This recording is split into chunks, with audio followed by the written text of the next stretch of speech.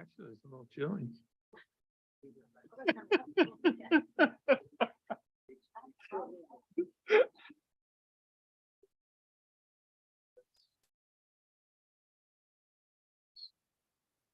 I'll take my jacket off.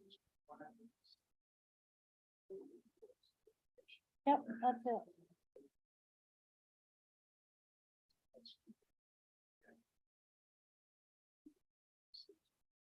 Okay.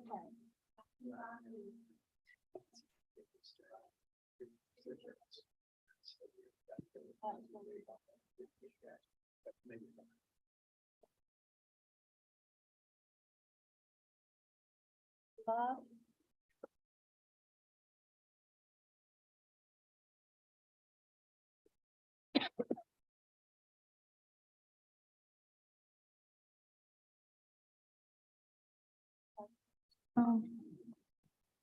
Wait on you.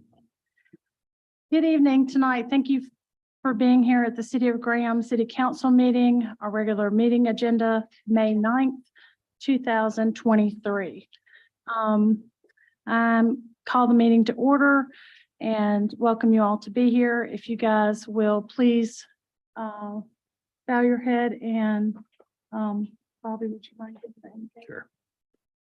Heavenly Father, we thank you for this opportunity that we as representatives of the citizens of Graham convene to discuss matters that relate to them. Grant us wisdom and discernment as we conduct this business.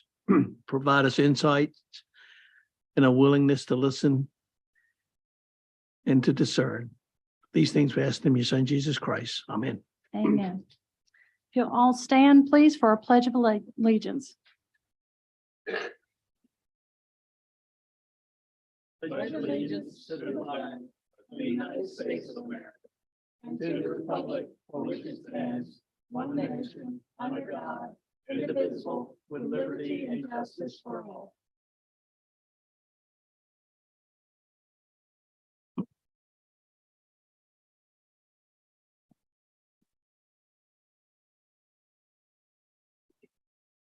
I will now move on to the consent agenda. A, to approve the April 11th, 2023 City Council meeting minutes. B, to set a date of public hearing for June 13th to consider extending the corporate limits of the City of Graham for a tract of land totaling 68.791 acres located off Kimry Road, and to direct the city clerk to investigate the sufficiency of the petition. C, to set a date of public hearing for June 13th, 2023 to consider extending the corporate limits to the City of Graham for a tract of land totaling 38.93 acres off Cherry Lane, and to direct the city clerk to investigate the sufficiency of the petition. To approve D, to approve a budget amendment in the amount of $665,000 for supplies and materials for the water treatment plant and wastewater treatment plant due to rising cost of chemicals. E, to approve a budget amendment in the amount of $209,896 in insurance proceeds for recreation capital outlay improvements and property maintenance and repair due to damages caused by a fire at shelter number 2 and the picnic shelter. F, to approve a special events application for Dino Days on June 3rd, 2023, and to close the 100 block of West Elm Street from 10 a.m. to 9 p.m. I'm sorry, what is the day of the week? Is that June 3rd? It's Saturday. That's a Saturday. So to approve the special events application for Dino Day on Saturday, June 3rd, 2023, and to close the 100 block of West Elm Street from 10 to 9 p.m. G, to approve a special events application to hold the Graham Toberfest on September 23rd, 2023. Is that also a Saturday? Yes. And to close the 100 block of West Elm Street from 1 p.m. to 11 p.m. And H, to approve a special events application to hold Downtown Graham Dock Dogs event on May 26th through the 28th, and to close East Elm Street from Court Square to Marshall Street from 5 p.m. on Friday to May 26th to 6 p.m. on Sunday, May 28th. And I, to approve tax releases in the amount of $40.63. Is there any item that any council member would like to have pulled from the consent agenda to discuss separately. Madam Mayor, I make a motion that we approve as written. Is there anyone here from the public to speak on any of the consent agenda items? Okay, if you come forward.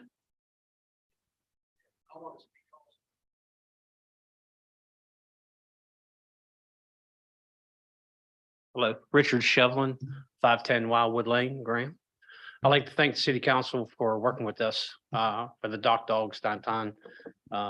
If there's anything, of course, we could do, let us know. But as you guys know, this really greatly benefits the veterans of North Carolina, mainly Alamance County. And I just want to take this time to say thank you. And all the proceeds from that event go to, All those proceeds go to the Elko Vets, which provides emergency care and outreach for the veterans of Alamance County. Mr. Westbrook. Thank you. I just wanted to ask you about the E on here. Is that the shelter that was completely destroyed, or is that the other one that was? I'm glad you asked that. That's proceeds from our insurance carrier for Oh. the ones that were damaged. We carry insurance. For both those. of them, in other words, okay. I believe so.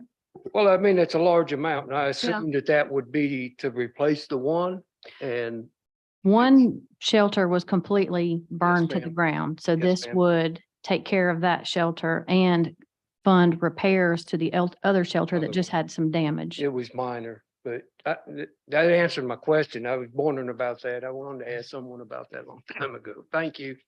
I do have a question about the 38.93 acres off Cherry Lane, so I'll just ask to pull that one. It's a simple question. So do I have a motion from, I'm sorry, You'll come back to that one, but could we just get a little more explanation about the acreage off of Kimry Road, where more precisely that is? can you pull that up for us, Aaron? You know, your Amazon, the warehouse they built beside Amazon, it's across the street. It's the cleared out space. All right, that's a future industrial site, according to, Yeah, they're gonna seek a light industrial zoning. okay. And then I'll wait for the answer to the one the mayor asked to be postponed or separated. Okay, I have a motion on the floor to approve the consent agenda item, all the agenda items with the exception of number C. Do I hear a second? Second. All in favor? Aye. All opposed? Motion carries. In regards to number C, if you could just pull that up on the,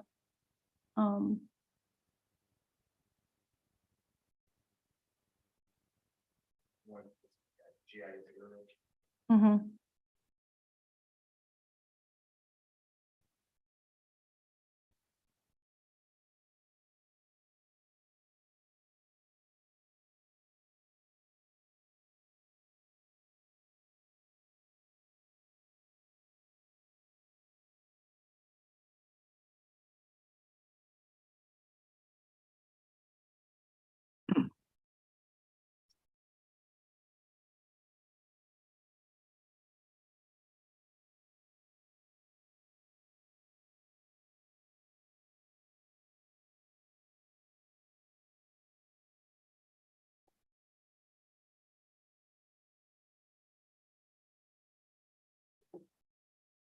Pronounce that intersect. Intersect. Tract intersect was what it'd be.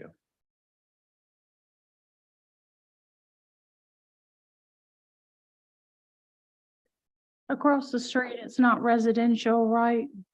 Or is it?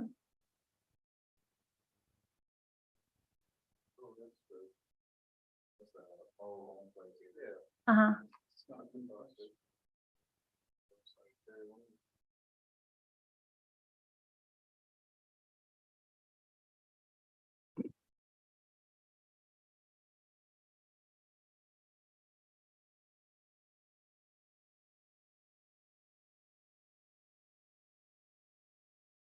Okay, I just wanted to make that clear as to where that was.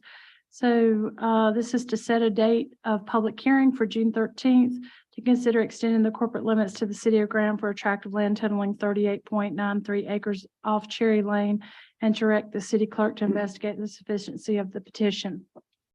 Do I hear a motion from the floor in regards to this setting a public hearing? Madam Mayor, I make a motion that we accept item C on the agenda as written. And we move it forward for the June 13th. So we'll have an opportunity at the June 13th meeting to hear from the public. This is just a administrative type motion. Do I hear a second? Second. All in favor? Aye. All opposed? Motion carries. Just as a point of information, is there any rezoning pending for that same property? I believe that it's already zoned for what that person wants to do with It's it. industrial Mhm. one right now, right?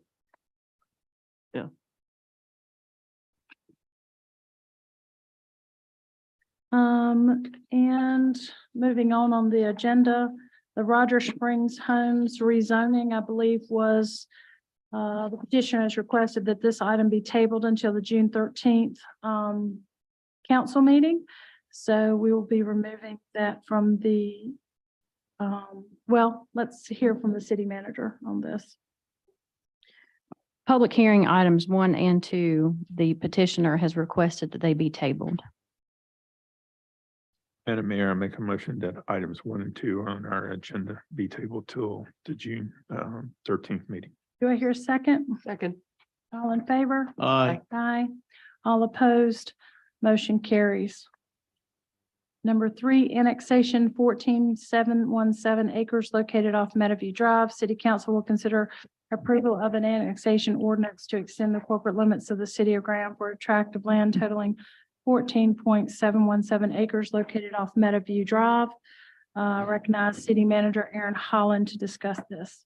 All right, thank you, Mayor. As you just mentioned, this area being considered for annexation is located off Meadowview Drive and contains approximately 14.71 acres. Water and sewer are located adjacent to this property within the Meadowview Drive right of way, and the applicants wish to tie onto the city's infrastructure. City staff do recommend approval.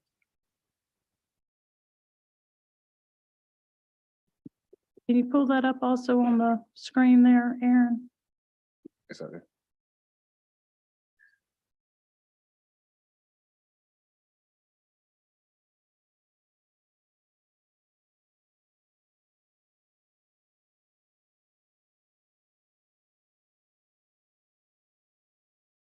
What's the name of that subdivision that touches that, Aaron?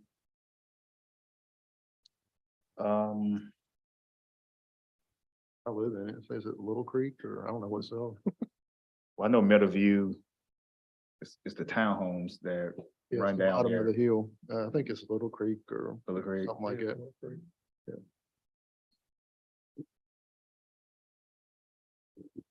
Folks all day long down there. Okay, well, this is a public hearing. If there's anyone here that'd like to speak on the proposed annexation of 14.717 acres located off Meadowview Drive, if you could please come to the podium, state your name and your address.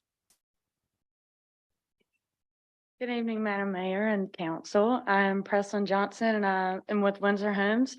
Our address is 1007 Battleground Avenue, Suite 301 in Greensboro, North Carolina. I'd like to say thank you for your prior plan approval. We're excited to be here in Graham and we really appreciate your support and your help throughout the process. I'm here with David Michaels and we are here to answer any questions you guys have. And once again, thank you. Is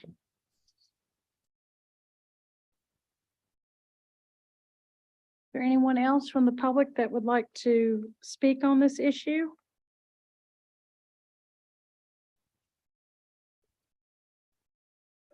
Bonnie? Any questions? What is this area currently zoned at? I don't know what the zoning is right there. I don't see it on the map. Subdivision. So That yellow area is zone R12. This property went through the rezoning and subdivision process about a year or two ago Okay. and was approved for it back then. So everything's been done on the zoning Okay. planning side. At this point, they're just seeking annexation so they can tie on to the utilities. Gotcha. It was about 2 years ago. Okay. Yeah. Right after Jennifer and I come on the board. The hard fought one. That's the only question I had, Madam Mayor.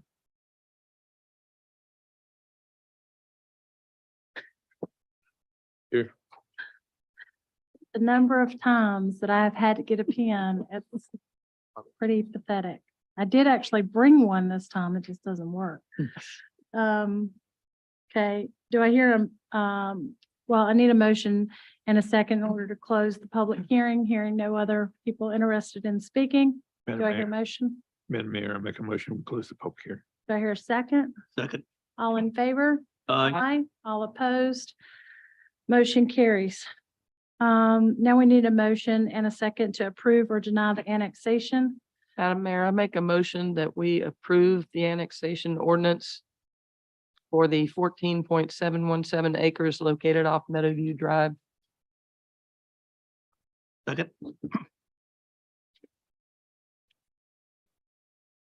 Aaron, do you remember what the vote was on the original zoning? No, not the top of my head. You remember? 4-1. We're the only one that voted against it. I take his word on that one. That is 3-2. It was, no. I know who voted for it. I don't remember. The I know you 12, voted the against it. R12 is the reason.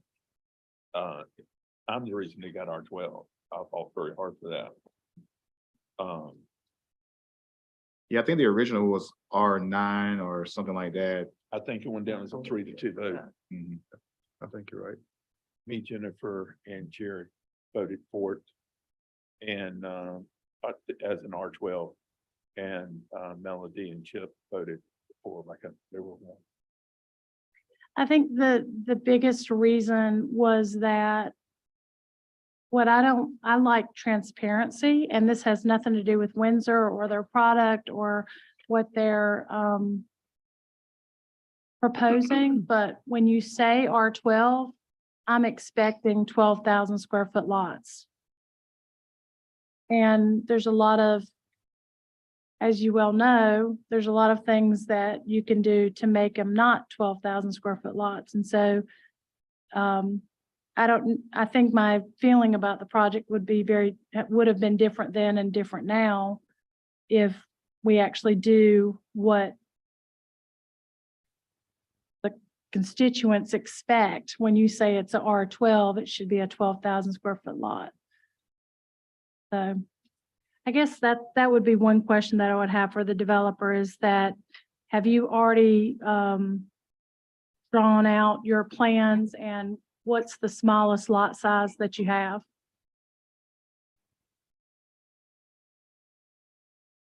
Yes, Madam Mayor, members of council. David Michaels with Windsor Investments, 1007 Battleground Avenue in Greensboro. We've had a number of different sites come before this board in the past 5 or 6 years. Forks of Alamance being one of them that was zoned to an R9 classification. Still a low density site. The Valor Ridge neighborhood may be what you're remembering, where we originally asked for an R9. And then that was, I guess, finally approved as an R12 open space community. Still a low density site by the state's classification of what a low density site is. The Oakmont community, which is also in this area, was a special use permit for some townhomes. And I believe that's R9 as well.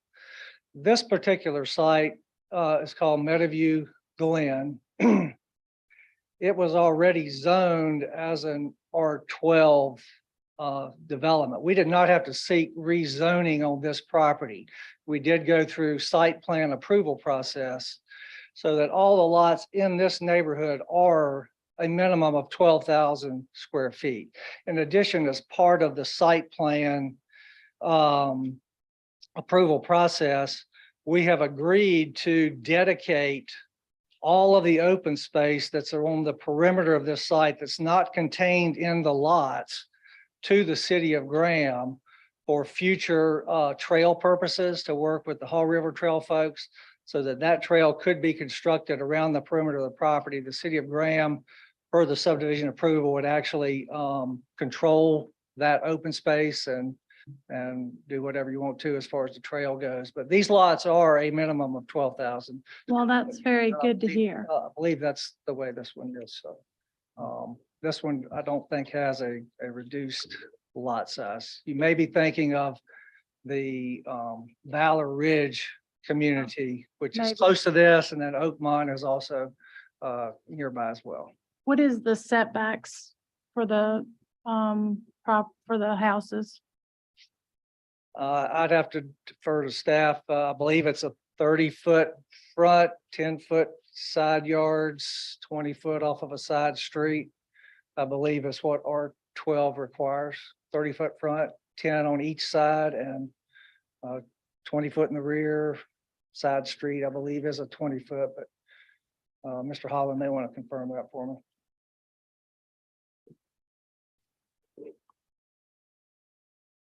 And does it abut currently developed property that's residential? It does. There are existing street stubs into this site. There's basically two cul-de-sacs that we're completing as part of the site plan. The site plan has been approved. In fact, we're actually on site with all permits in place, other than having the annexation and performing grading, clearing grading. This was to just finalize the water and sewer permits. But it does have two cul-de-sac extensions that we will complete. Each section of the community, I think one of them has 19 lots and the other one I think has maybe 8 or 9 lots, something like that. It's about 28 total off of the existing street stubs. And so it's contained, The total number of lots is how many? it's like 28.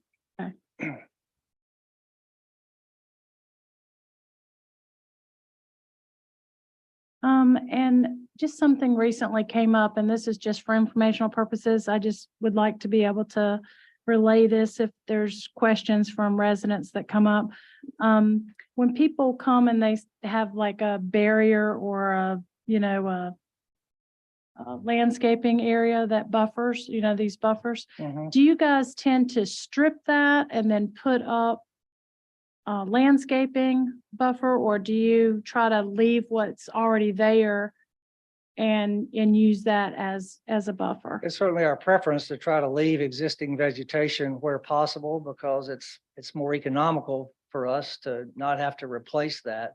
Every site is unique in terms of its topography and what the site plan is going to require in terms of trying to make things work in conjunction with the ordinance and what we're trying to do as well. So clearly, it's a preference to try to leave an existing buffer where you can, but it's not always possible because of grading issues. So you may have to replace it. So.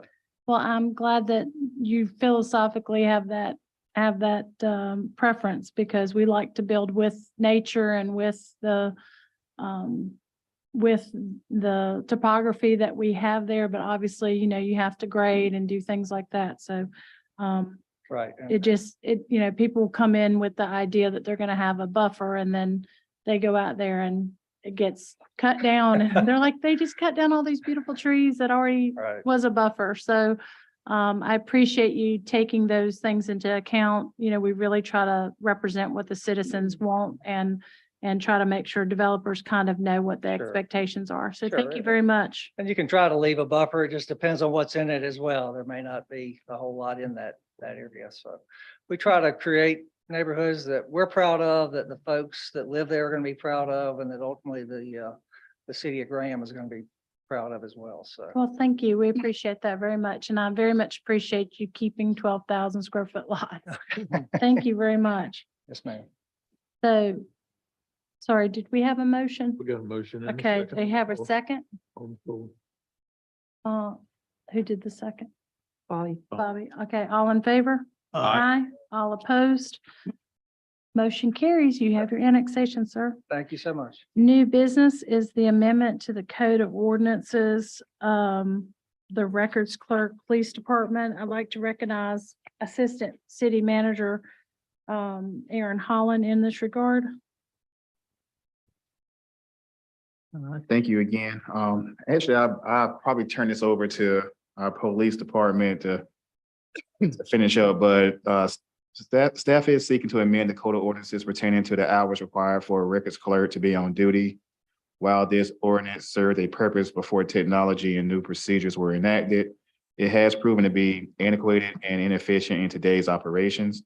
Staff is proposing required an employee to be present only during the normal business hours. We do recommend approval. And that's it. And I think at the last meeting, we were just asking like the hours that the doors open to the police department and like if that there's gonna be some way, some signage or something put by the phone, or is there existing signage for people to know to be able to pick up the phone and get communications? Is that right? I'll probably defer to Captain Blaze. I don't know if, And if you go inside of the Okay, just hold on one second. Yeah, you caught me off guard. I did not know about this being on the agenda until a couple hours ago. Oh. Is this pertaining to the part-time employees? yeah, Okay, there we go. you should have short straw there. Oh, yeah. Yeah, okay. So it's pertaining to part-time employees, it's pertaining to the employees that work after my regular staff goes home from the police department. So yes, nobody's there to be at the desk or answer the phones. But if I'm coming in as a resident, like the ordinance previously said, we had to have somebody 24/7. I get that that's maybe not ideal now based on for whatever reason, but now I just want to make sure that when someone comes in there and they're expecting someone to be there, that they have a sign or something saying that you can use the phone or. like, Yes, that's what we do now. Police officer. Yeah, but due to the fact that the reason I'm assuming that this got brought up by somebody else, and get over here was, is the fact that we've been having trouble manning that or staffing that position. That's what's going on right now. If you walk across the parking lot, nobody at my front desk, the front door is locked, there's a sign saying, call in. So the front door is locked. I got the impression you walked in there and there was a phone there to call. There is in the lobby, yes. So you can walk in the lobby. That's up to what decisions are made of my head. Yeah. Yeah.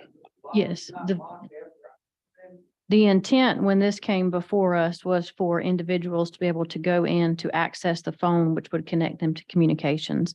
Yeah. And the hours, although the ordinance says something along the lines of regular business hours, they will be staffed from 9 a.m. to 6 p.m. to catch that extra hour from when a lot of people get off work at 5. If they needed to go over and handle business at the police department, they would have that time from 5 to 6 with a live person there to help them. Okay, so they'll be there till 6 and then there'll be some sort of instructions that tell them how to handle that. Okay? Correct. Okay, thank you very much. That's what I just wanted to make sure that we had in place. So we need a motion and a second to approve the ordinance amendment to chapter 20, traffic and vehicles, article 1 in journal amending section 20-3 records clerk's appointment to change hours to normal business hours. But do we want to say from 9 to 6? We have it documented that there'll be normal business hours of 9 to 6. We put normal business hours because they will be closed on holidays and weekends. Okay, so normal business hours as of 9 to 6. Do I hear well, I'll make that motion. Do I hear a second? I second your motion, Mayor. All in favor? Aye. All opposed? Motion carries. And then now section 5 is adopt advisory board of conduct. City council will consider adopting an advisory board of conduct as guidelines for all advisory boards and commissions. And so I'll defer to Megan Garner. Good evening. At the meeting last month, Councilmember Whitaker proposed staff to work on a draft code of conduct for advisory boards that are appointed by the city council. We took her draft and merged it with some changes from the town of Nightdale, where they also had a policy that was specifically for advisory boards. We sent it to our legal team to review, and the draft before you is the final draft after everyone's input.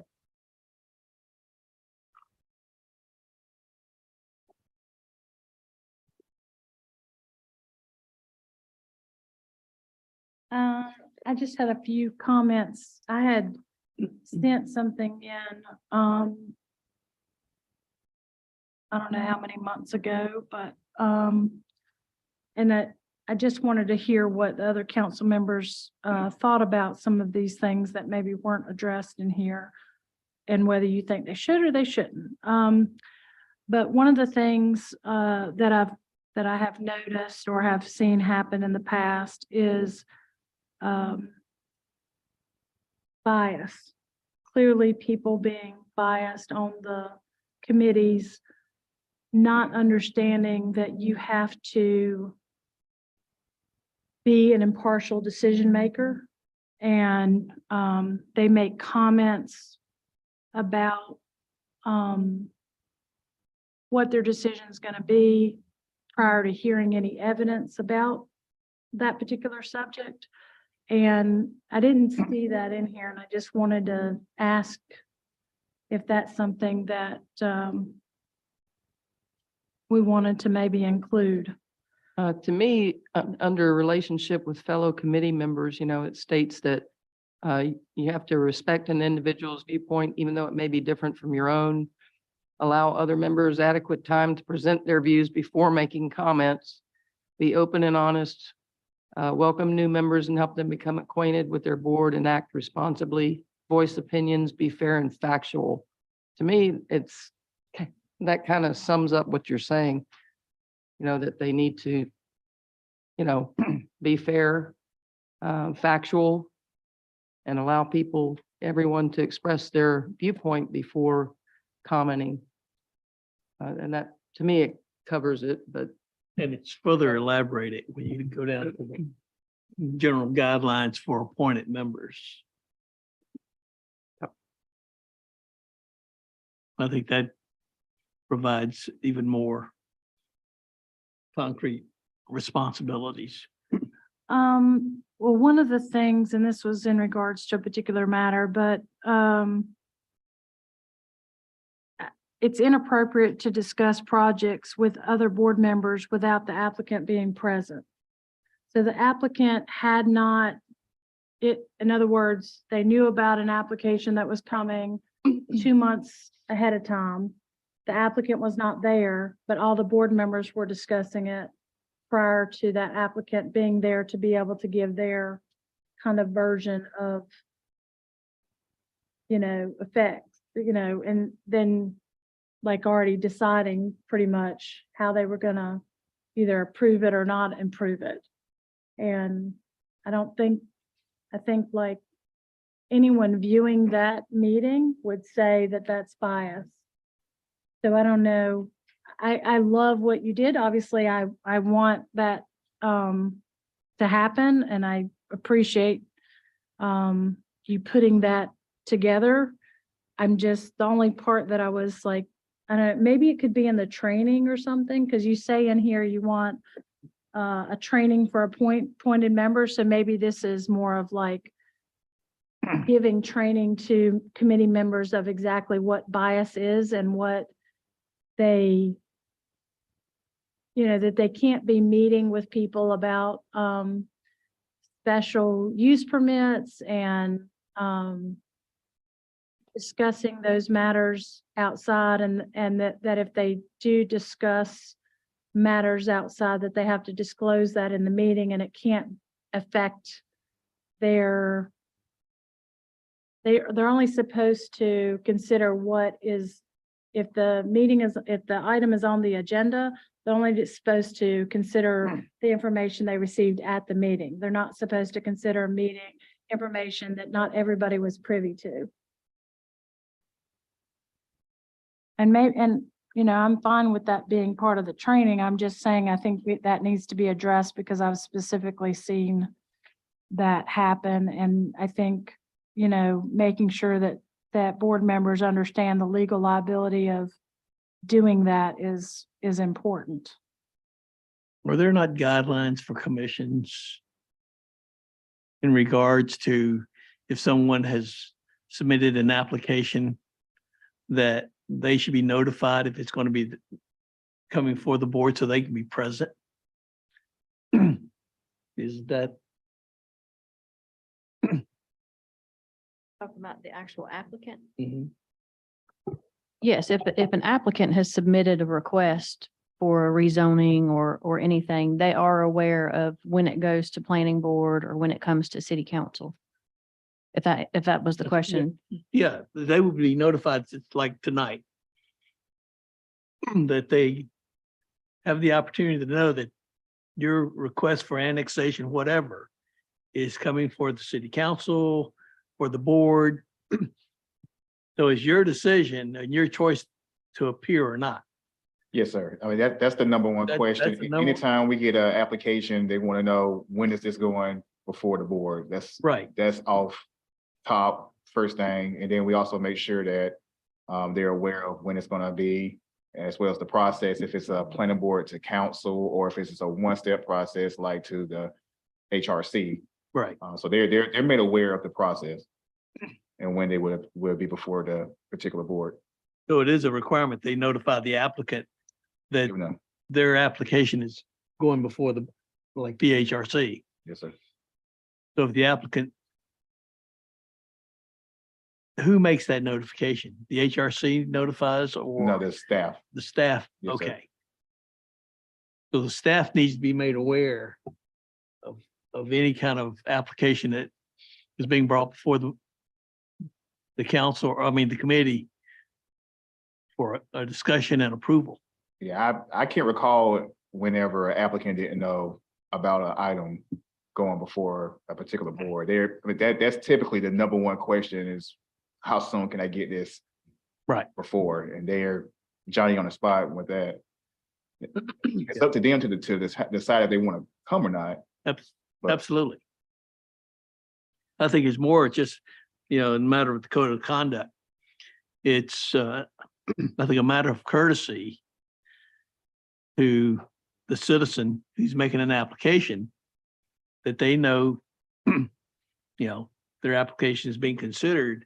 And I think it's being disingenuous if you conduct business and the applicant has not been notified. Because when I was appointed to the planning board, it was made abundantly clear about what you can and cannot discuss. And then the applicant would have the opportunity to then come talk to the board so everyone would hear it. But there wouldn't be any preconceived notion that, hey, you know, that we're, you know, that tilted, you might say, the opinion of a member. So I think the code of conduct addresses what we as individuals and as members representing the citizens should follow. And then it's just courtesy that you're going to make a decision that's impacting someone's property or what livelihood, they need to be there. So it shouldn't happen. And if it does, that raises questions about any decisions that's made. Well, I worry, I think what I'm mainly concerned about is if that meeting that is recorded, when that person then comes up to give their, to present their case, and then that board votes against that person, that they would have some legal liability against that board and against the city because they didn't, they discussed it clearly ex parte But so you're not, that's back to the open meeting. You're not supposed to do that. I mean, that was Well, I know. drummed into my head repeatedly by the previous city planner. You can't be talking about something being proposed to influence what the decision should be. And then there And- was an issue where, you know, staff had a fixed opinion about something and they were advocating for their opinion, and really that also I think needs to be acknowledged. I mean, it clearly says in the special use permitting handbook that you cannot, even staff can't advocate a particular position. They're just to give the facts, the information. It's like you're a court, it's like a court hearing. So you can only present facts, and you can't, like, someone at the podium can't even present their opinion about something unless they're considered to be and acknowledged by the board as an expert opinion. So you can't get up there and say, well, if this person builds this, it's going to devalue my property. Well, you can have that opinion, but the board members can't take that into consideration unless that person's an appraiser or somebody that is accredited to understand it and can convey value. I just don't know that board members necessarily know everything that needs to be. So I very much appreciate, Bonnie, you doing this. I don't know what the response was when this initially came up for this was happening on the historic commission meetings with some board members on there. And so I just wanted to make sure that we were training new board members correctly so that they understood, you know, if you're a qualified real estate person, you can give testimony. If you're an appraiser, you can give testimony. If you're a surveyor, you can give testimony and be considered expert, and you can base your decisions based on that. But just someone getting up and saying, you know, something that's not, Yeah. it's not something we can I consider. think that all that should be covered in training, I would think. That's what I'm Um, asking, yeah. Yeah. Madam Mayor, may I just interject? Yeah, I think most of the examples that you are giving so far have been either special use permits or other quasi judicial considerations. The limits on board conduct and interactions are very much more strict. I'll let the lawyer correct me or elaborate, but I believe they're much more strict in those cases than they are for just other policies. But the one question sort of broader that I would ask you, you've mentioned protection for applicants in a setting sort of after this gets into place. But I guess my question is more fundamental for the consideration tonight. Have any of the advisory boards been advised of this proposed change or institution of a code of conduct? The actual idea and the original document that I presented was actually given to me by the tree/appearance commission, the tree board and appearance commission. But has the planning board, historic resources, museum board, anybody else had access to this or consideration of this? And I'm also kind of surprised, Madam Mayor, that it's not even a public hearing about it. It's just on the agenda, kind of starting from scratch. I mean, scratch being apparently the councilwoman proposed or handed forward some information that the city manager took, and then that has conferred with the attorney. But it just seems to me, from at least what I'm gleaning from the discussion, there's been no sort of internal vetting of this with your actual existing boards, nor with the public in general. Well, I don't think that think it's it's anything, I would argue that it's not anything new. It's just putting it in writing to be able to make sure that everybody's on the same page. I don't think there's anything in here that I read that that would make a board member, you know, have an issue with. It's the expectations that I think are already in place, and I think it's just putting it to writing. Would you agree with that, Megan? Yes, it was included in the agenda packet that was available on our public website since I believe Wednesday of last week. And we are getting ready to advertise for vacancies coming up for the next round. And it would be beneficial for potential applicants to know that this code of conduct exists, perhaps prior to submitting an application.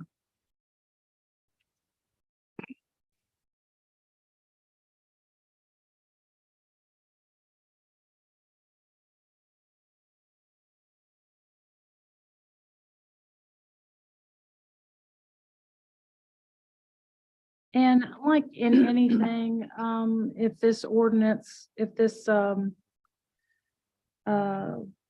guess really it's an inner policy, it's not an ordinance, but this policy has any, if there's any kind of revisions or anything that need to be done based on any kind of feedback that we get. I mean, everything that we do here is a fluid document, and certainly we can take that into consideration, but I think it's good to have something in writing that we can give members of these boards so that they can understand that what conduct to engage in and what conduct not to engage in. And it's just really what we already say, but just in a written form. And we just didn't have that before. So it was said, but it wasn't anywhere in writing that we know of, right? So do I need a motion and a second to adopt an advisory board code of conduct for all advisory boards? Yeah. and Did Madam we ask Mayor. our attorneys, because they reviewed it? Yes, sure. Y'all reviewed the code of conduct that was submitted, that we have before us, right, Bob? We made a couple, yeah.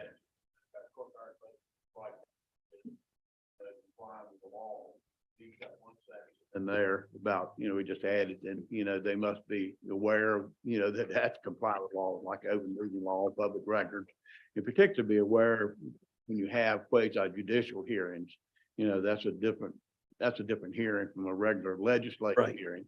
And the second thing was, wanted to put in some due process in the event that a board member was to be removed, that they'd have an opportunity to be heard and come before, come before this board before they would be removed. So our focus, quite frankly, was the two critical legal issues. But otherwise, what you have in here is purely a policy matter. And like has been said, it's my understanding what is proposed to be adopted is what is really being complied with just over time. It just has not been in writing. So Right. that's pretty much, our take on it. So. Madam Mayor, I make the motion that we approve the adoption of the advisory board code of conduct. Do I hear a second? Second? All in favor? Aye. All opposed? Motion carries.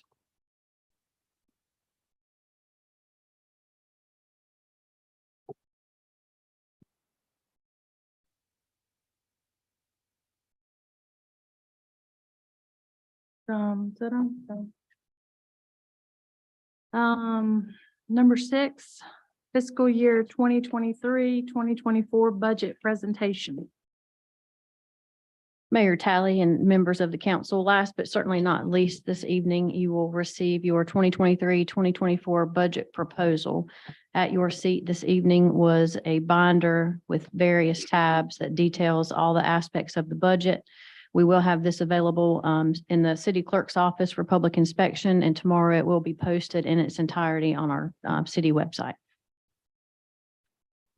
So jumping into our budget process, our departments were given the option to begin entering their budgets into our financial system, which right now we use Logix, in February. So departments had the entire month to enter their requests. We reviewed every department individually, pretty close to line by line throughout those. One theme that we noticed common throughout every department was the cost of goods and materials has risen substantially, even just comparing our current fiscal year to the upcoming fiscal year, which results in a higher cost of our service delivery. We were able to prepare this budget with no reduction to our services for our citizens. If you look at this chart, this chart on here is very telling. Our last reval that the county does, not the city, was 2017 to 2018, and the 1.14 was our value at the time. So you jump to 23, 24, our value has gone up to $2.3 billion. So you have the percentage of change each year. So you can see from 2022 to 2023 to 23, 24, it's a 65% jump in our value from the last fiscal year. What does that tell you? It could tell you several things. It could tell you that we have been undervalued for a number of years. It could tell you that this large of a jump, I will say, is atypical. You usually wouldn't see a 65% jump from one year to the next. So it is atypical. I will absolutely tell you that. But if any surrounding county had a 65% increase in value, I haven't talked to every one of them, but I would say that because that is not common, that there probably haven't been very many 65% jumps in value in 1 year. Guilford just went through a reevaluation last year. Just came out this year. I know they didn't have that, not even close to that. Yeah. So is the argument that all the property in Alamance County is so much more valuable than all the property that's in Wake, that's in Guilford, that's in? That is certainly not my argument, and I'm glad that I'm not the one who does the reval and assigns the property assessments to the different homes. I can tell you from my own personal property and in talking to citizens, there have been a number of appeals submitted to the county tax office where people have contested their value. I do expect that number to come down between now and when they finally settle on the value. Citizens had until May 5th to submit their appeal. And then the message that came back was it could take up to 90 days to process. So we could be well into next fiscal year before the final value for the city of Graham is established. I think in the past I'm old enough to remember this, it seems like August, September is really when the bills go out in August, it's more of like that they try to have them done by that time. So yeah, we would be into the next fiscal year before we would know. Right. Madam Mayor and Manager, I don't quite understand the figure. If you could- At the 65.32%. If you could just come up to the mic, state your name. Tom Boney with the Alamance News. I'm puzzled by the 65.32% because if I'm not mistaken, the tax administrator has given a much higher percentage increase for the property value increase in Graham. The county-wide figure was very close to 80%, 79 point something. And if I'm not failing to remember, Burlington's was slightly under 77%. But Graham's, as I recall, was even slightly higher than the 80. Mebbane's was slightly higher, but in all cases, way higher than 65%. So I don't know where that figure is coming from. Yeah, these estimates came directly from the county tax office, and I think it was a pre-billing report dated March 31st. Yeah, that's interesting, isn't it? I mean, even properties that were appraised, it's not like a little bit over the appraisal amount. It's not 20% or 30% or even 65%. I mean, what was yours? You just bought your Around- home in what year? Where are we? We're 22. So January you just bought your 22. home last year, 22, right, at the height of the market. And it was how much over? Around The 200,000. 200,000 over the appraised amount. Well, I don't want to get into an argument, which I understand also is whether the reval is an accurate take. But as it has been stated from the county tax administrator, the values in Alamance County have gone up significantly in all areas. But I mean, the differences are, around the margins of 5 to 10% on either side of the countywide average. Part of the issue, I don't know exactly when the date is that Guilford did it that you were referring to, Mayor. This year? Same year? Last year? Well, all I know is I've heard what they have described repeatedly over the past 6 months or so as they've gotten close to this time. And again, the general values are higher. They say significantly. And I saw the next slide, which I think is going to be a real whopper in terms of comparing it to what would be a revenue neutral number, which is what the county commissioners at least are talking about for the county tax rate. So far, the initial cities that have come forward have been very much higher than a revenue neutral standard. And by the way, in answer to your question or speculation about the appeals, I have learned that I think it's around, it was over 6,000, I want to say 6,500 appeals, or maybe that's a percentage. It was that 6.5% of property owners had appealed. Only 6.5? It was less. They were expecting or had anticipated potentially as high as 10%, and it was considerably lower than that. And as you referenced, the deadline was Friday, so they are all in, at least in terms of appeals. They haven't been acted on altogether. I know that when there was a reevaluation that a lot of the community did not agree with, correct me if I'm wrong, but it seemed like it was after a May deadline. Seemed like when everybody started getting the bills in August, they kind of got the torches out and were Well, they coming may and get the and torches out. they made them go back and change a lot of I don't know if did they reopen it or I don't believe so, Mayor. I could stand corrected, but I don't believe so. I think they were madder because they were expecting the adjustment in the tax rate to be more significant than it had been. And then you've got annual debates at each level, the commissioners and y'all of what it should be on a year-to-year basis. Part of the other big picture, as you probably know, is that Alamance County has historically been on an 8-year cycle.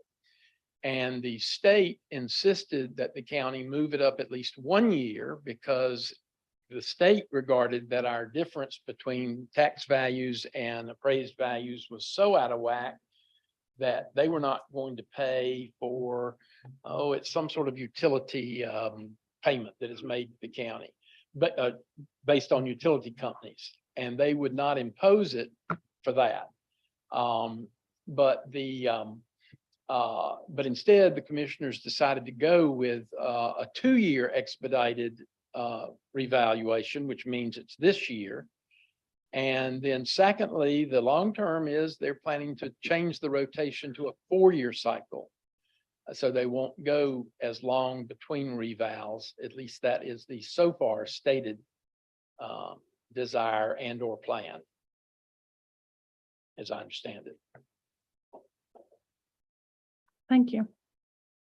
So jumping back to the budget presentation, and I'm not sure what the tax office is calculating as far as the percentages that were referenced, if they were referring to the last reval in 2017, 2018 to present or what, but these are the numbers they provided us in a pre-billing report that was dated March 31st.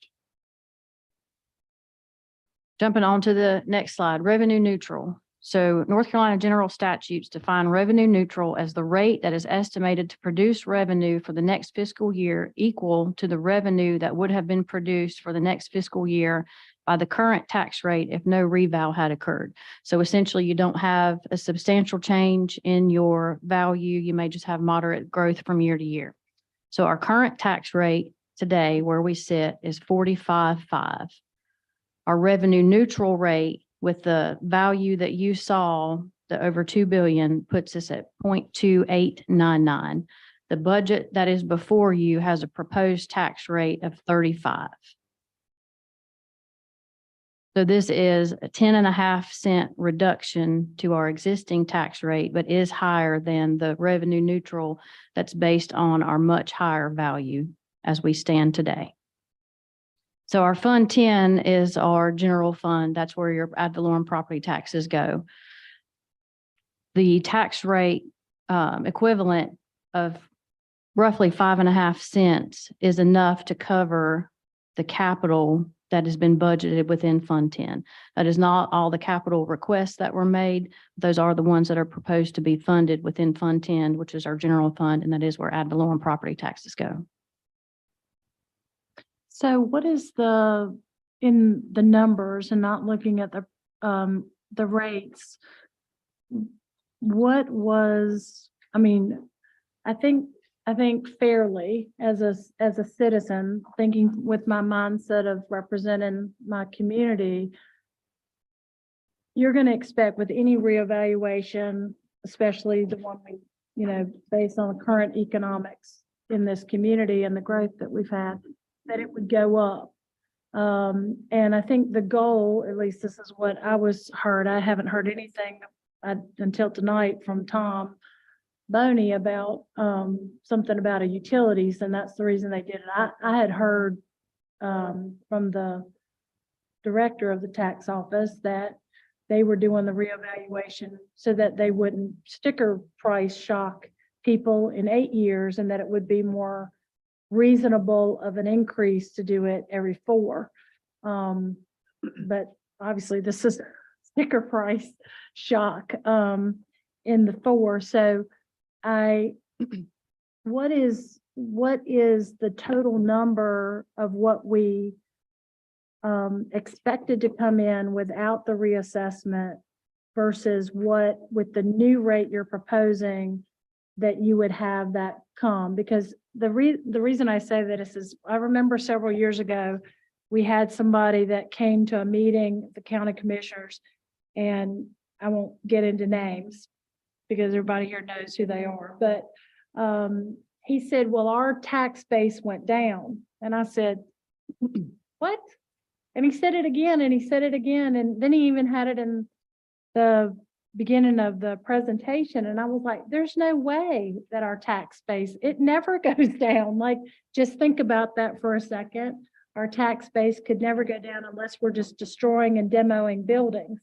It doesn't make sense. So how much of value is attributed to just natural like growth because we have new housing developments and we have new businesses opening and all of that versus how much is attributable to, because I think it wouldn't be fair when you're saying you want to be revenue neutral to say that you shouldn't have any increase at all, because if we didn't even have a reevaluation, I'm telling you, we would have an increase just for the mere fact of things are being built every day, right?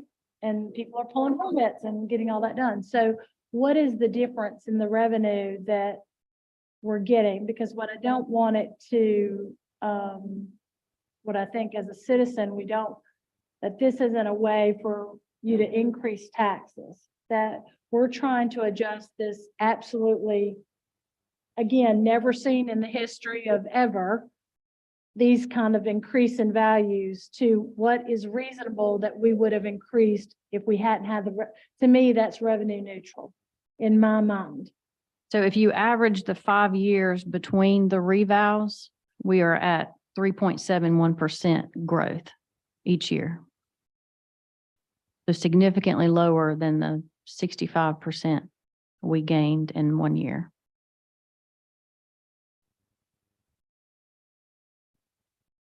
So if you took the number in that you got in property taxes from last year to this year, the growth was 3.71%. That's averaging the years between the two revals. It comes up to 3.71. Okay, and in the past, not having a reevaluation, how much has that grown? Are you talking about the levy? How much the levy has grown? No, how much has has it grown from 1 year to the next on average, say over the last 5 years? Do you kind of have an idea of what that is? Not having been the one to have prepared those budgets, I would say they probably would have looked at historical trends and guessed somewhere in the 2 to 3% growth. Pure speculation on my part.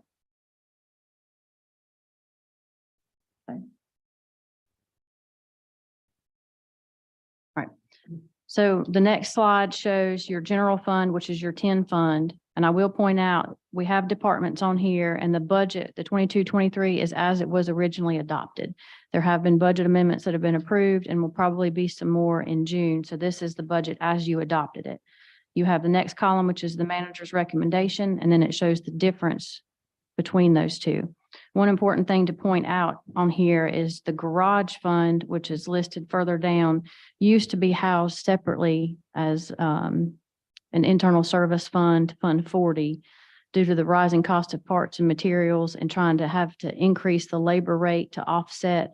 We have taken that fund and moved it into Fund 10 for the upcoming fiscal year. So they will operate like all of our other public works departments. We will still continue to do work for other municipalities and bill them as such, but we don't have to worry about increasing the labor rate to try to make that to break even.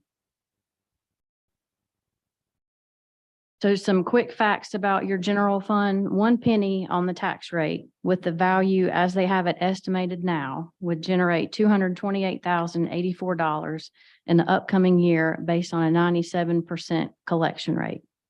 I do fully anticipate that we will lose some value between the day we stand here and the time that it's adopted, and even once we're into next fiscal year. What that percentage may shake out to be, especially if it's a low percentage who have applied, for another look. I don't know what number that will shake out to be, but I do suspect that we will lose value between now and next fiscal year. As I mentioned, the garage fund has been absorbed into the general fund.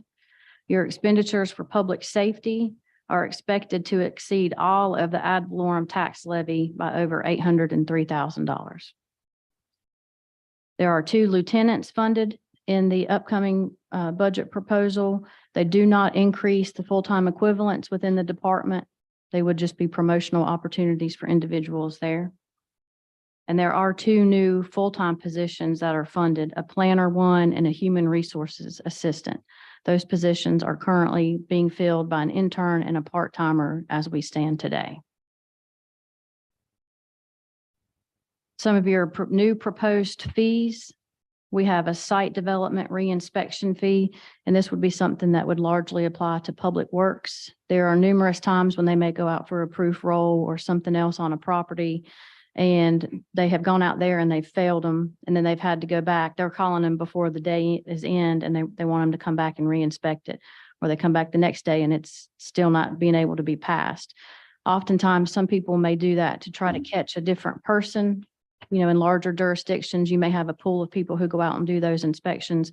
Here in Graham, we might have 1 or 2, so you're liable to get the same person day after day, and a lot of times the developers may not be aware of that.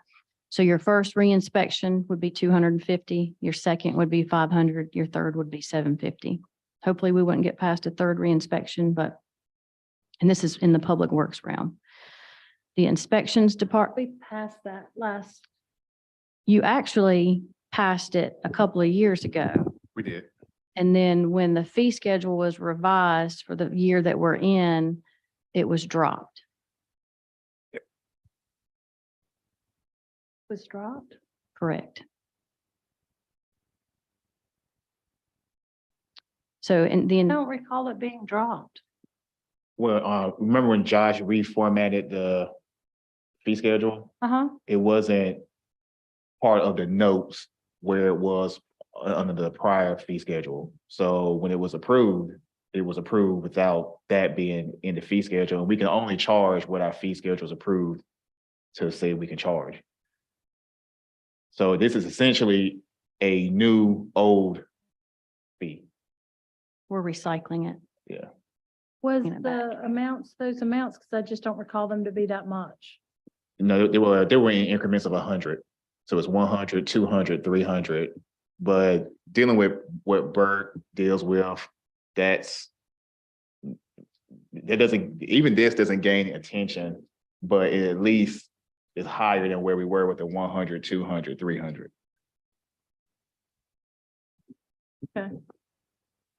The inspections department has proposed a technology fee of 3%, and this would only apply to any sort of debit or credit purchase for new residential and commercial construction. So if you are doing an upfit at your house, the 3% wouldn't apply to you. It would just be for new residential and commercial construction. Some highlights of fee changes on the general fund. And this is not all inclusive. In your budget book, you've got different tabs for everything. And under your rates and fees, everything that's in red is a proposed revision. So as you recall from our budget discussions this time last year, we are subsidizing the sanitation, and our contract with Republic called for a 3% CPI increase. So we are proposing a $1 increase on our garbage and recycling from $10.50 a month to $11.50. And like I said, Republic's having a 3% increase. It was in the agreement that the council approved last year. And as I understand it, Alamance County has proposed or is considering a $2 per ton increase in their tipping fees. And also in inspections, a lot of the minimum permit fees are set at $50 and those would increase to $60. Moving on to our water and sewer fund, Fund 31. There is a proposed rate increase. Thankfully, it is significantly lower than the one that was proposed for the fiscal year that we're in, but we are looking at a 7% rate increase. So if you look at 1,000-gallon user or a 5,000-gallon user, your 1,000 gallons, if adopted as proposed, would cost you an extra $1.36 per month, and the 5,000 would cost you $5.06 extra per month. That's both water and sewer. There are proposed rate increases for water and sewer. 7% for each. Correct. Mhm. I know this is a lot of information, and if we'll jump on to the next one, we do have a budget work session scheduled for Tuesday, May 23rd at 10 a.m., and that will be held here in the council chamber. Our public hearing is scheduled for Tuesday, June 13th at 6 p.m. Last but not least, as I mentioned at the beginning, the full budget, it will be or is available now in the office of the city clerk, and tomorrow we will have it in its entirety uploaded to our website.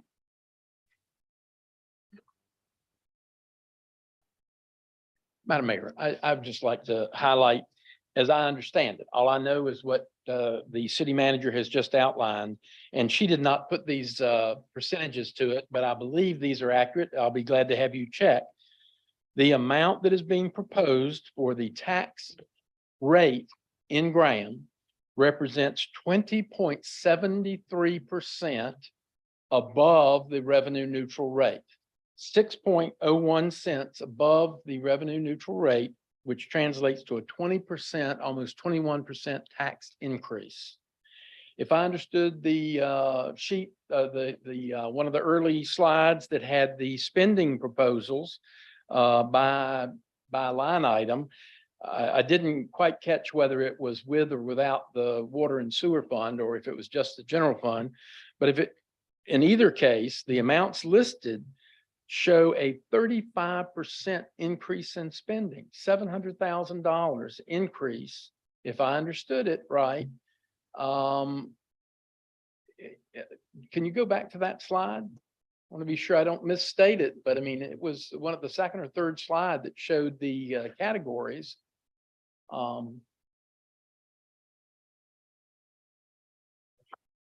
Yeah, in other words, you've got a 700,000 increase above your Well, no, I'm sorry, I did the wrong math.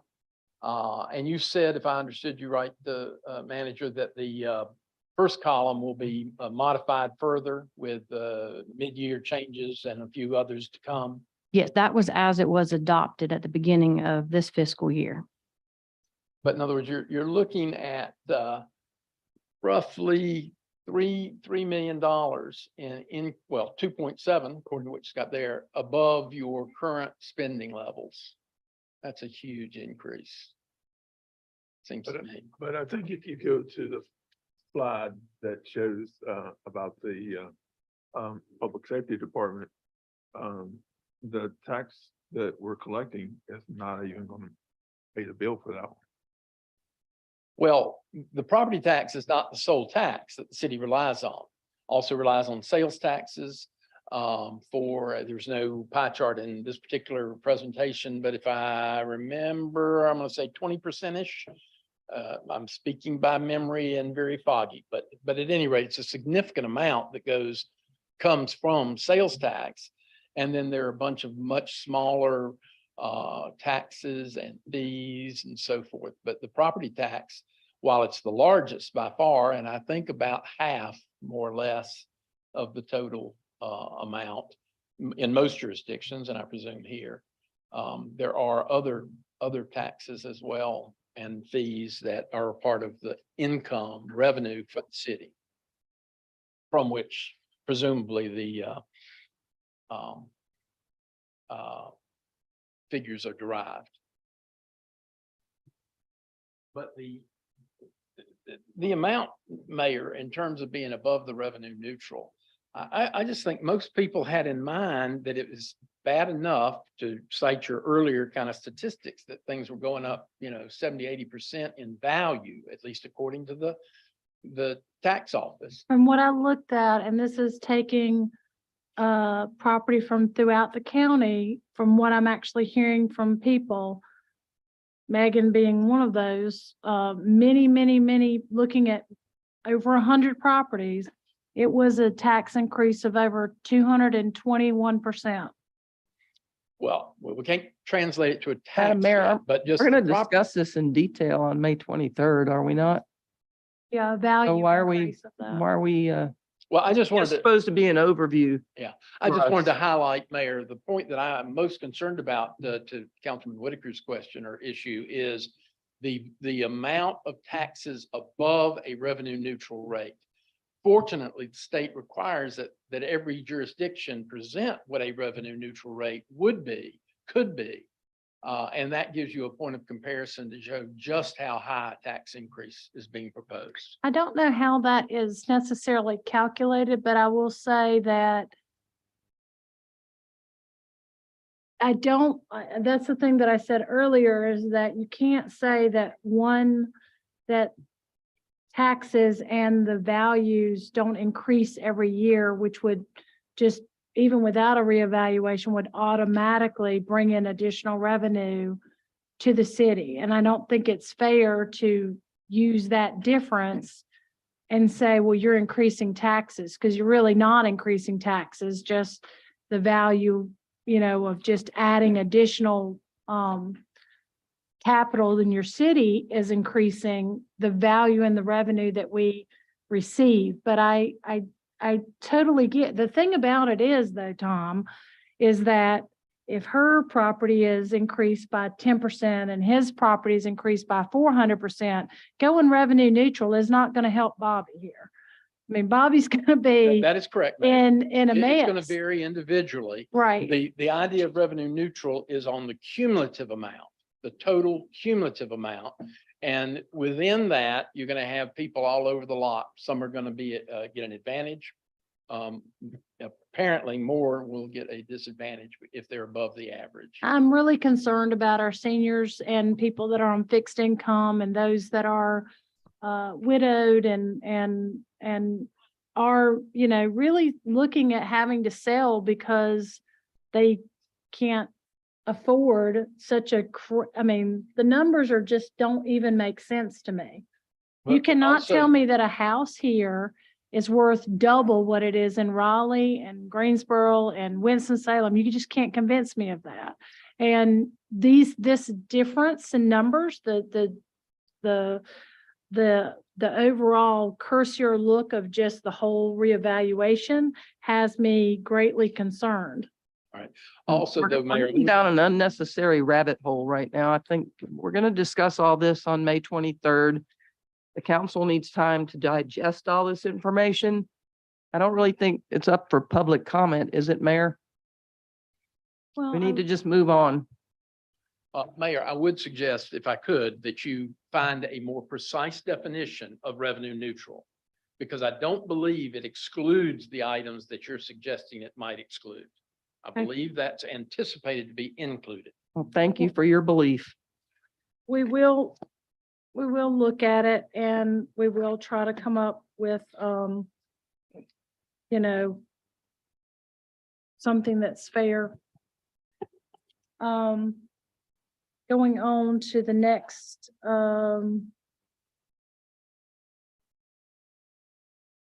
public comments. Is there anybody that signed up in the back?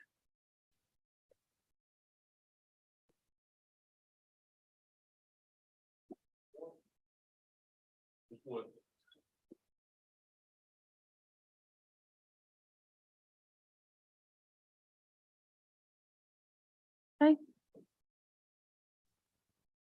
You'll start the timer. It's 4 minutes, I believe. I won't take that long.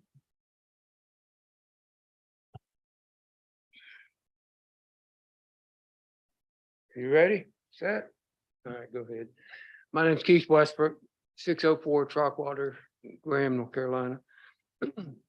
The reason I'm here tonight is mainly because I know this budget's coming up and there's a few things that I've seen over the last 2 years that people say they're gonna get done, or it's gonna get done, or it's in the next budget, or we don't have the money.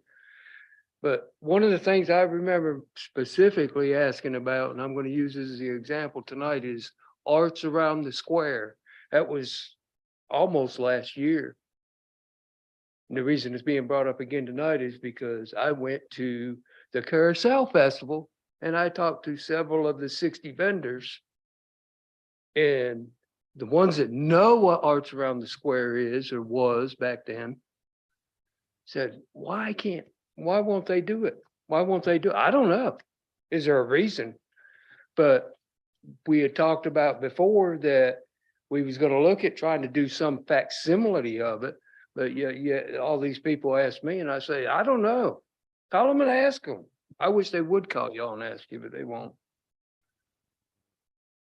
But I would just, my question, I guess, is I'm proposing is there any thought or anything been put into redoing this Arts Around the Square? Because it's not, if you talk to people, there's a lot of talk about it and they want to know why we won't do it.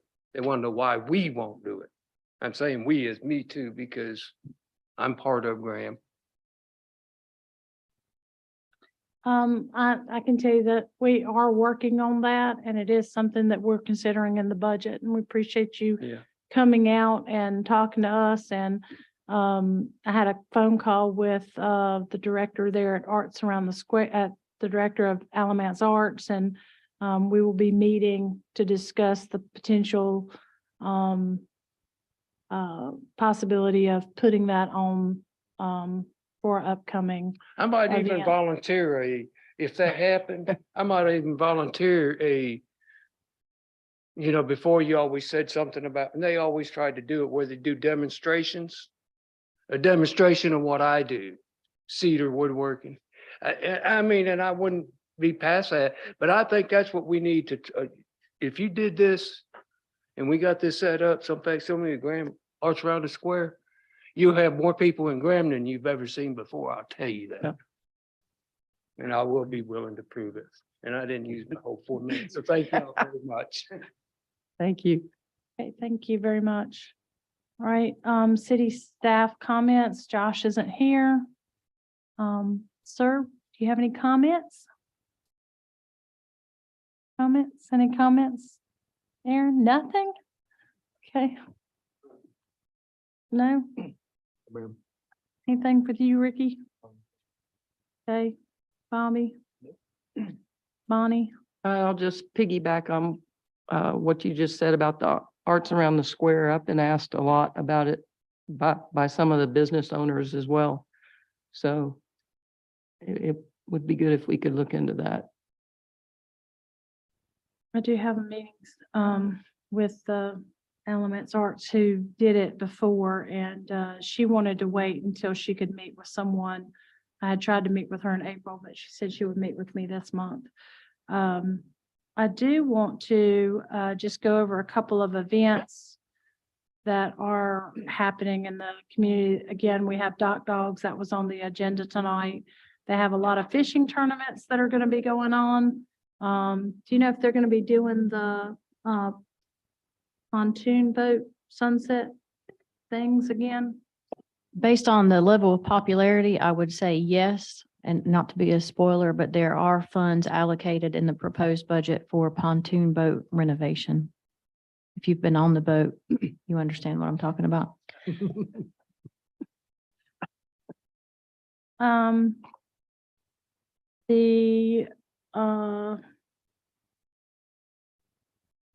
There's also going to be the Big C concert and Bluegrass Festival, May the 13th. That's this upcoming Saturday.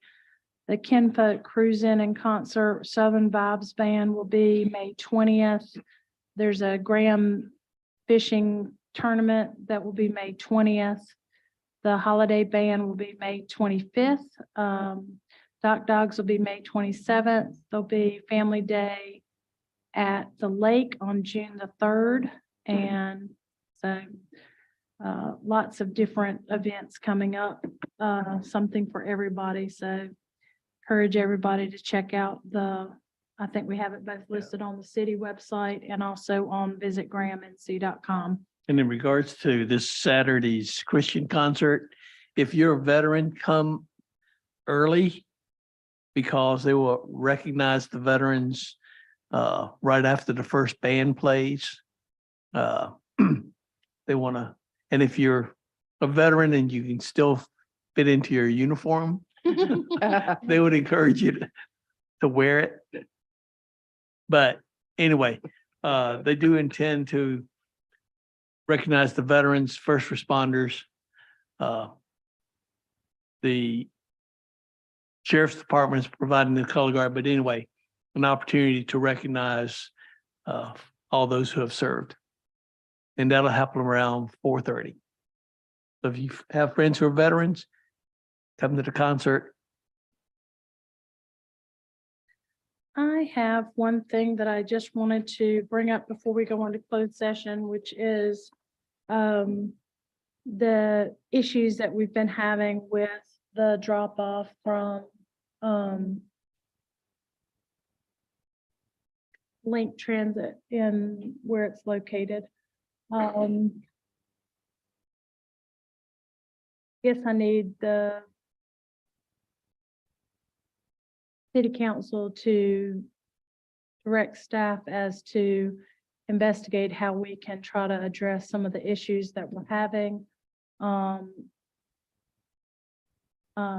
Seems like we've had a lot of problems since they stopped charging for Lynx Transit and people just riding it all day and then getting dropped off. And there was an incident again this past week. And just like, it just seems like there's a recurring problem there. And how we can address that either with, maybe it would be a good idea to have a meeting with some, not 3 council members, but at least 2 council members and maybe the assistant chief and somebody from transit, you know, to just kind of be able to address some of the concerns that we're having. Especially on the weekends. On the weekends, there'd be probably, or at least between 4 and 6 homeless people get off the Lane Transit bus. downtown, they meander. They hit people up for money constantly. Between the bus stop here behind or across the street from, fire station. By the time they leave there and make it all the way up to the Baptist church, they'd probably hit 15 or 20 people up for money. And, a lot of people are afraid of them. I mean, I think that,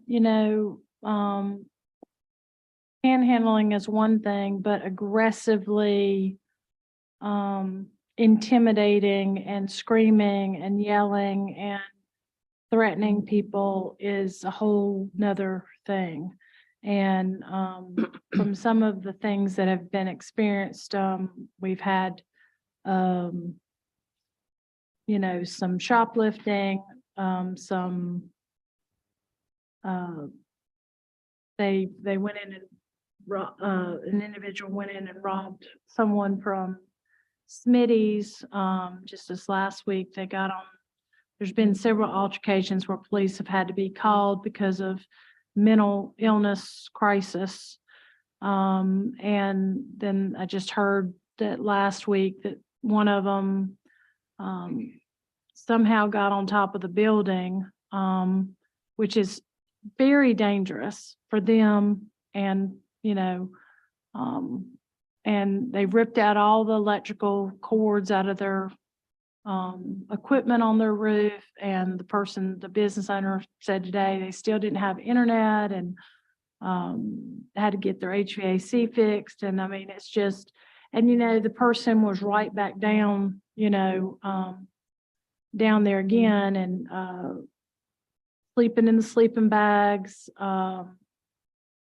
on Court Square. I know the police have tried to do quite a bit to try to stop that. We don't allow in our ordinance for public camping. And so they've been able to try to curb that somewhat, but it seems to just, I'm hearing just from business owner after business owner. The little antique store called me, Sandy's called me, the main line called me. These were all separate incidences. The guy on the corner that runs the metal making place there, they called me because they had an altercation there. The press has had altercations there. We just need to do something about that. That's just way too many. And the safety of people, we just don't want to have issues with people not feeling safe and protected in our downtown. And so I know that the person that got on the Lynx Transit that had the altercation, like they had an altercation with people on the bus and then got trespassed for the bus, but it's for one day and they're right back on the bus the next day. So, have to maybe see if we can figure out some way. I think even just charging $2 a ride would help things dramatically. But could I get a consensus from the council that we have maybe 2 people from city council and a staff person look into what we can do to try to work with them to get some of that resolved? Madam Mayor, I support what you're talking about 100%. Joey? Okay. Yeah. Okay. All right. So I make a motion that we go into closed session pursuant to General Statutes 143-318 .11 A6. And do I hear a second? I second your motion, Mayor. All in favor? Aye. All opposed?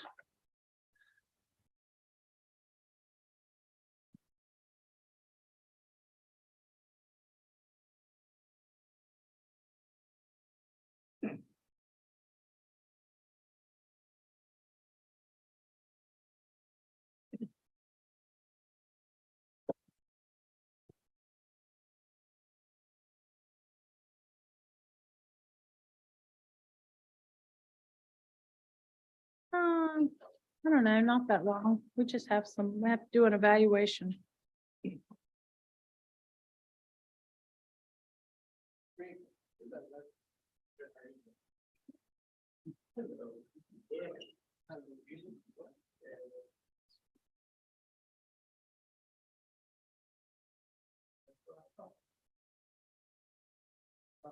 You may have your pen. Thank you. Thank you.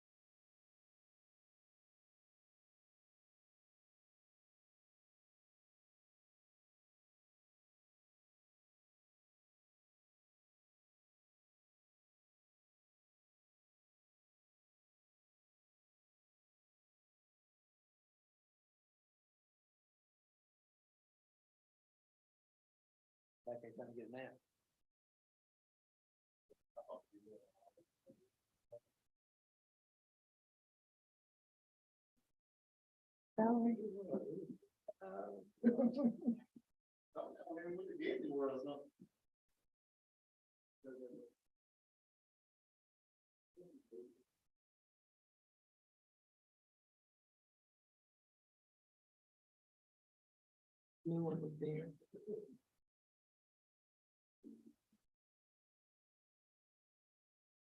What was the old?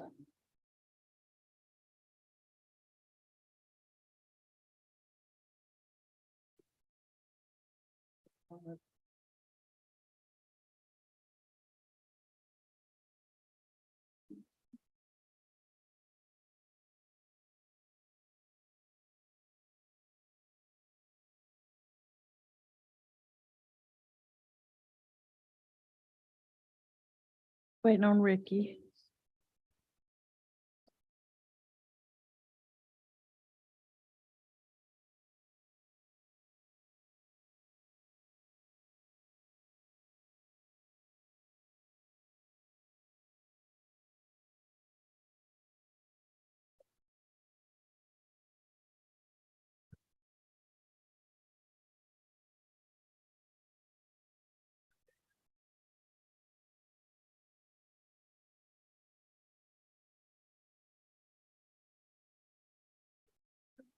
Need a motion, Madam to, Mayor, I make a motion, we, come back in from closed session. okay, second, Okay. all in favor? Aye. All opposed?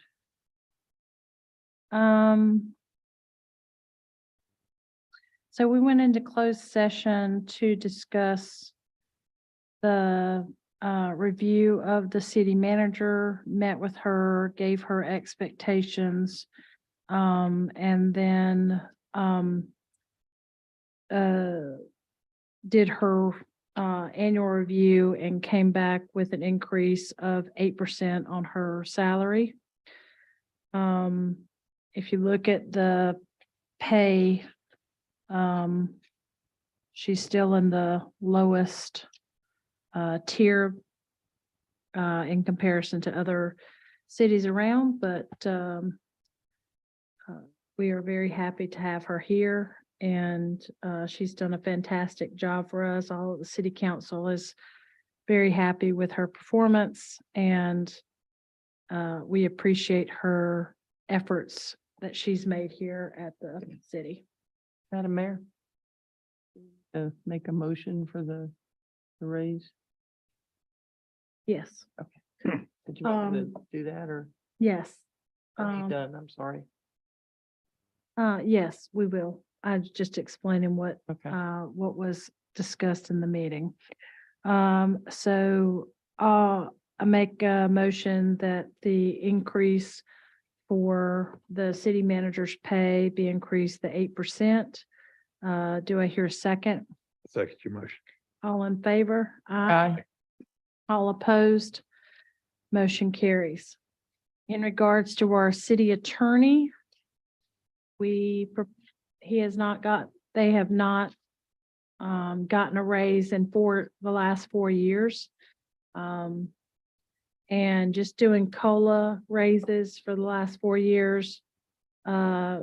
Together, their combined cost for 2 attorneys is $78,000. And we propose doing a 12% increase based on those COLA adjustments that had not been made in the last 4 years, and going from 78,000 to 87,360. Do I hear a motion for that? I make a motion that we approve that. Do I hear a second? Second. All in favor, say aye. Aye. All opposed? Motion carries. Madam Mayor, you have those comparable figures for the first vote. Do you have that? It's in that. Yeah. But you'll see that it's like in the bottom 3. And So need a motion to, if there's any other, I think that's it on the agenda. Do I hear a motion to, I'm sorry, Madam Mayor, I make a motion, we adjourn at this time. do I hear a second? Second. All in favor? Aye. Aye.